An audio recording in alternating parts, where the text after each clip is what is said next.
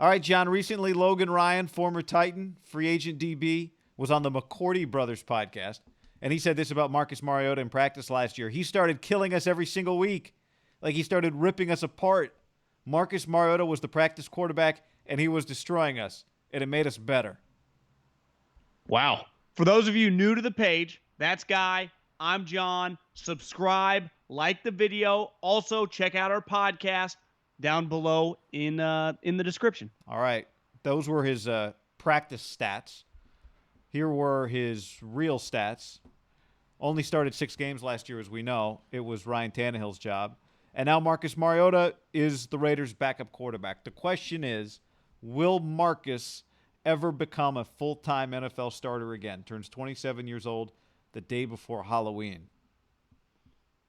Don't you think we've learned over the past decade and maybe the history of football that you can never count out guys that get drafted relatively high or players that have had short periods of success at quarterback? For example, Guy, Marcus Mariota has started 61 games in his career. That's a lot of game time.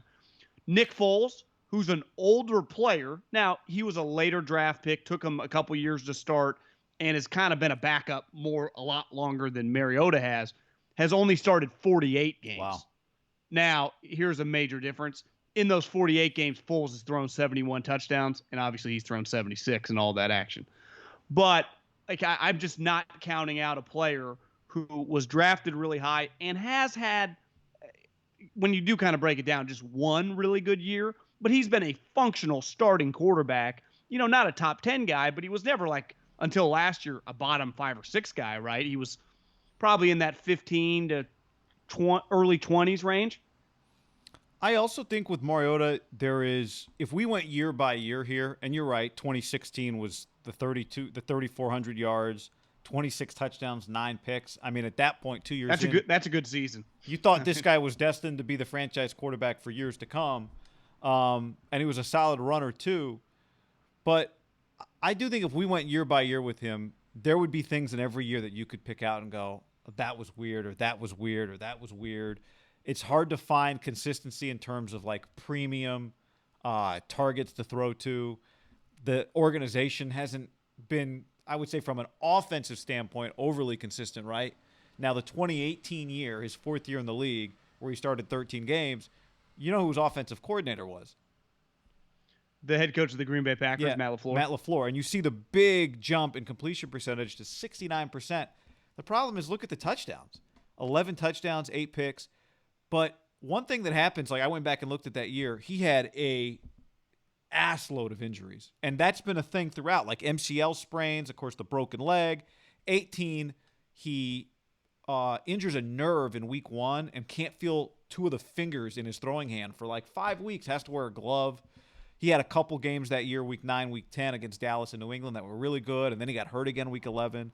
So there's just been a lot of inconsistency, some of it his fault, some of it not, that would make you think, you've seen enough flashes that maybe this is a guy that could have a renaissance in a year or two if he gets in the right spot. I do wonder when I watch him, though, is he just I went back and watched a bunch of Marcus Mariota film today. Is he a good enough thrower? And if not, is he a good enough runner to compensate? Or can he get significantly better as a thrower? You know what my comp would be for him? He's a poor man's, 2013-14 Colin Kaepernick, because his style, he does not have the arm strength, but like Colin, is very hit or miss accuracy-wise. As a runner, like Lamar Jackson or even like Josh Allen, right? They can make guys miss. They're kind of fluid athletes. He is a straight line athlete. Now, earlier in his career, before he started getting banged up, he could run. Top end speed was a positive for Marcus Mariota, but he was never making anyone miss. So when you're a straight line in the scouting business, you go, he's a little stiff through the hips, which a lot of running backs in zone schemes are stiff through the hips, as long as you can get downhill. As a quarterback, though, if you're going to be a runner, you like a little Kyler Murray. You like a little Lamar. A little Steve Young. Yeah, I can juke you. Yeah. And that is not Marcus Mariota's thing. So as a guy that doesn't throw it that accurately, he doesn't have a great arm. You'd say at best his arm's probably league average. And then you go, well, a positive is his athleticism and his running, but you go, well, he's not that elusive. So it's just, you kind of wonder, can he kind of just find a little niche? And I don't know. I actually think the more you break down and more you dive into it, you go, are you ever going to feel good about him being a starting quarterback for you again? Because the one thing Mike Mayock has said, and I think a big reason why they signed him, is because in 2014, he was their number one quarterback. Or Mike's, coming out of college, right? Yeah. Or 2000, that At 15 NFL draft. And Gruden loved him too. So I don't blame them. You can get a guy who's become your backup that you had the number one quarterback and who's drafted number 2. But we've seen this. That doesn't mean, like, Nick Foles is a better player right now than Marcus Mariota. And his game, unlike Marcus, doesn't depend on him running at all. And that is, to me, for Marcus to be a functional player, I think he's got to rush for 400 or 500 yards if he was going to start 16 games, right? Because he's never going to throw 30-plus touchdowns. Yeah, which even, like, if you go back, Kaepernick's completion percentage was low, but for the most part, his touchdown to interception ratios were better. And I do wonder if, like, what we've seen recently, like Kyler, like Lamar, like you mentioned Lamar, right? Lamar Jackson has no place in this conversation. He was 36 touchdowns last year and 6 picks and 66%.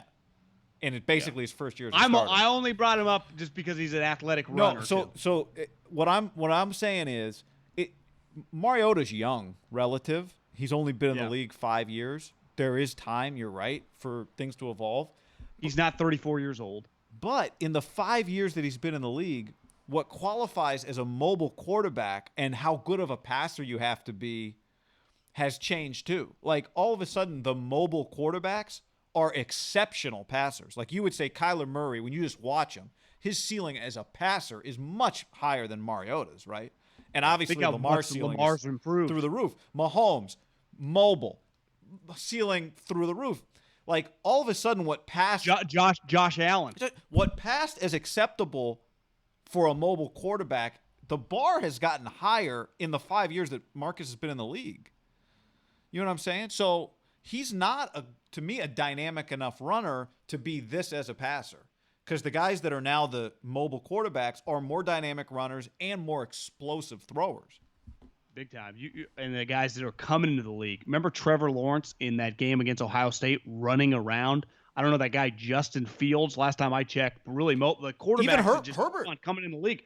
Herbert was flying, right? Wouldn't you say Herbert, for the 2 Oregon guys, who's a better runner? Herbert's similar, right? He's more straight line. He's not making anybody miss. But I don't think he's any less a runner than Marcus, and he's a much better thrower in terms of arm strength. And I think Mariota is much, when you just say the two, maybe a scout might argue with you, but if you just went to a casual football fan and be like, oh, yeah, Mariota's the runner, Herbert's the thrower. And you're right. Herbert doesn't even get that much credit for it, and he can fly. I mean, he's a 4.7 guy. Mariota's probably running high 4.5s now at this point, maybe 4.6. But when you watch him, he's not going to run away from people like a Lamar or Kyler.